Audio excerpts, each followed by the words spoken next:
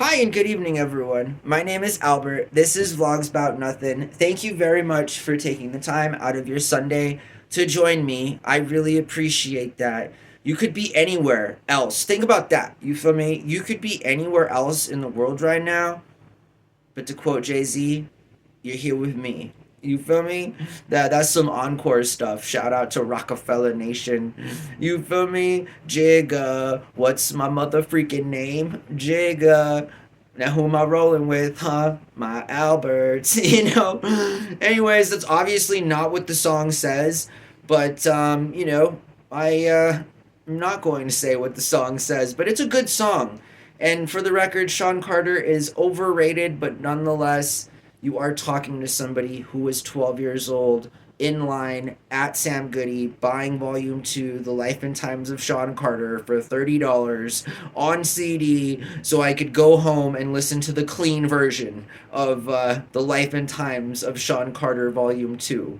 Can I get a what? You know what I mean? Yeah, it's a true story, by the way. I hope that you guys are doing really good. You know what I mean? I know that my life is really boring. The channel is vlogs about nothing. Like, legit. I'm not like the most exciting dude. You know, I made it through my 20s and I'm happy that happened. Statistically speaking, the safest time to be a man is after the age of 43, because after the age of 43 your life expectancy is actually supposed to materialize. Weird stuff being an American man in this country. It's actually kind of dangerous. Americans, for all the cool safety things that we have here and stuff, it's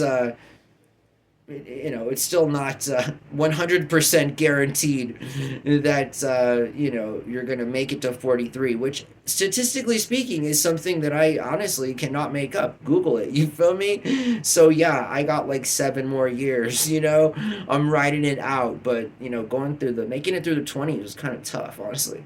There's a lot of temptation in the 20s, and a lot of energy. So I mean, that mixed with energy often and just dumb straight hetero man brains doesn't exactly equal brilliance every single time that stuff's thrown in a pot. You feel me? Oftentimes the opposite is what comes of those ingredients being mixed in too quickly. But I hope again that you guys are chilling and that everything's good with y'all. If school is starting out for your kids, or if you're starting a new job, or if you're quitting a job, or like you're just riding with me on the vibe and you've been here a while, again, like, it's cool to have you. And tell somebody about the channel, have them join us.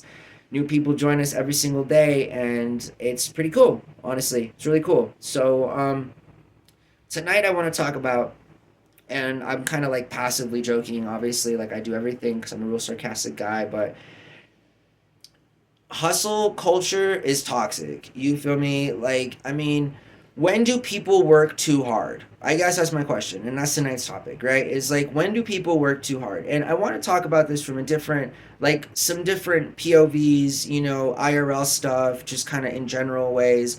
But it's sort of like the biggest example I can think of is like the way sporting and just professional athletics goes as it's currently being played. I am a huge fan of LeBron James. I'm a huge fan of men my age and older still being able to play with young men that are half their age. You feel me? I mean, come on, y'all out there. I mean, how many guys do you know in your personal life that can go seriously play some ball with some 18-year-olds? I mean, it's not like a very common thing. You feel me?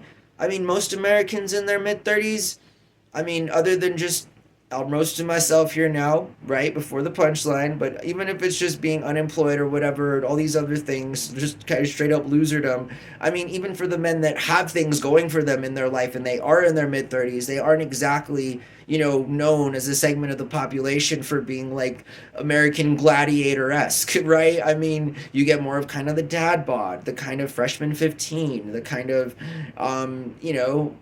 yeah, I'm just saying. How many of your husbands have a six pack? How many of you guys have a six pack? I'm just saying, you know what I mean? I do. No, I wouldn't be the person that I am if I didn't end up saying that as a part of the joke. You feel me? Yeah, and trust me, the only reason you can see the six packs of bones or muscles on my body is because of all the bones that you can also see. So I'm not worried about it. You know what I mean? Again, we all make our own jokes about ourselves. I know I do all of that all the time. Sometimes in a very profound, detrimental way to myself. It's like I hurt my own feelings. For the record, I hurt my own feelings. So I'm just saying. But so working too hard, and that's what I'm saying. So like, I don't know, when do you get too old to do what you're supposed to do at the best like level that you can? You feel me? Like, I mean, seriously, like, when do you walk away? I mean, do you just wait till you're 80 and then save $1 billion and run for president? I mean, is this like, are we all aspiring to do this? Is this why the government's trying to raise retirement age, to like the mid 70s or something? Uncle Sam wants us to work forever. It's like, man, I don't know about this. I'm not sure about this. This is like this is not informed consent. When my mom gave birth to me, I was not able to legally, vouch for myself as to like my sovereign status as it concerns tax paying, identification numbers from here till the next 80 years. Like, were you gonna let me hang up the boots when I'm like 85? Is that okay? Holy potatoes.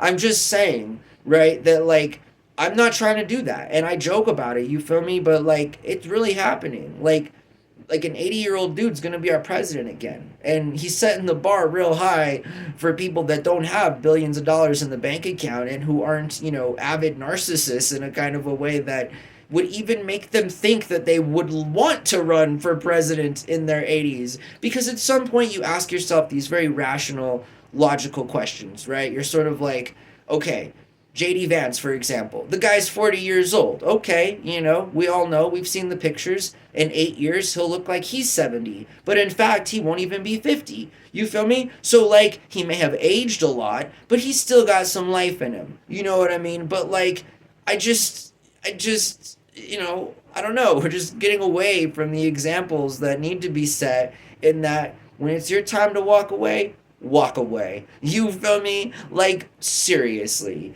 Come back for a greatest hits tour, like, when the time is appropriate. When people miss you, that's when you come back. You know what I mean? But, like, I don't know. I'm a fan of walking away, of, like, when you're supposed to. Like, seriously, like, in life. You know what I mean? Whether that's bowing out gracefully because you got to take an L, or whether it's walking away from something that you're the best at and that no one will ever be better than you at. Like, come on now, like, how many of us were fans of Michael Jordan coming back to play for the Wizards?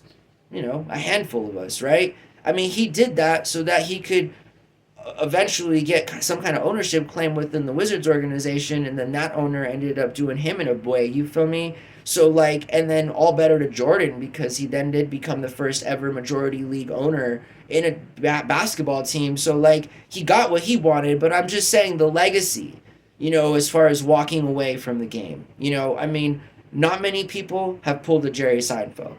You feel me? And that's what a gentleman is to me. That's what work culture is to me. It's not working till you die. It's not being 70 and bagging on young dudes because they don't know the value of a hard day's work. Like, those old dudes should be doing nothing and happily teaching young people how to get ahead instead of like holding that knowledge and being selfish and like, spiting the world and making other young men figure out things on their own the hard way, when in fact you could just tell them how not to do it and then maybe they wouldn't do it like that and then maybe things would be better. You feel me? So like, I never really understood that toxic sort of man culture in that, like, I made it, what about you? Are you gonna make it? It's sort of like, well, I mean, I don't know. I mean, aren't you the grumpiest thing that's ever existed? I mean, I don't know, like, just because you were thrown to the wolves, I mean, I guess everyone else must play your Darwinian game, right? Survival of the fittest. It's like, man, that's dangerous. We live in a modern world. We have running toilets. There's grocery stores next to our homes, We have cars. I'm just saying, like, people act like we live in the Flintstones, you know what I mean? It's sort of like, I don't get it. What's the problem? Like, why are like these old dudes like talking all this smack about, you know, like people and young men and young boys being lazy and stuff? Yeah, like let's just make stuff up to do, you know, like that's let's just do some busy work. That's some other stuff, right, coming from some boomer lips, you know. Let's just have some busy work. Or it's like, yeah, what what can we do some actual work? Can we use our brains to do something that matters, you know, like critical thinking here? Let's do that sometimes. Seriously, let's take a step back and do that. And if we did that, we would come to the conclusion that like toxic hustle culture is just that, toxic, and that we need not to like advocate on that, you feel me? Like, let's not lead the young people down a path where we know is going to be wrong, and we know that not only is it going to be the wrong way that like people have led us, but when they get to the end of that path, it's going to be like a straight up dead end. We've not only led them the wrong way, but we've led them to a path that there's no way out of. You know, at least the boomers and the quiets and the Xers put us in a situation where like we're backed up into a corner, but like being backed up into the corner allows for some forward perspective, you know, and so like we can move forward or straight or sideways or to the, you know what I mean? There's a little bit of wiggle room, but I think we're setting people up for some straight up failure if we continue to push this sort of like toxic hustle culture onto people, saying that the harder you work, the more that you get, when in fact, the harder you work, the more stress you put on your body and the less you get out of life. You know what I mean? And like because of that, we should all be helping each other, you know, like expedite or you know, use the least amount of energy, be like the most efficient that we can, be the most cooperative as we can. Like then we'd have all good lives, you know? All of us would have good lives. We'd all have better lives. We'd all have lives, right, where we didn't go to the grocery store and spend half of all of our earned income on food. You feel me? Like seriously, how many Americans out there right now are making money to eat and pay for where they live? Like that's called living.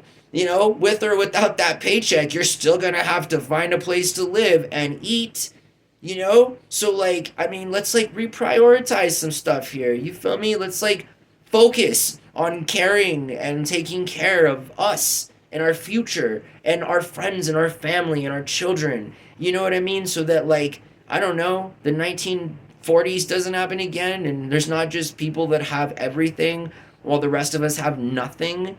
You know, because that's all that toxic hustle culture is going to get. It's all that it begets. Absolutely nothing. The harder you work, the less you get. Remember that. I hope that you guys have a really good night, and thanks for watching my channel. Bye.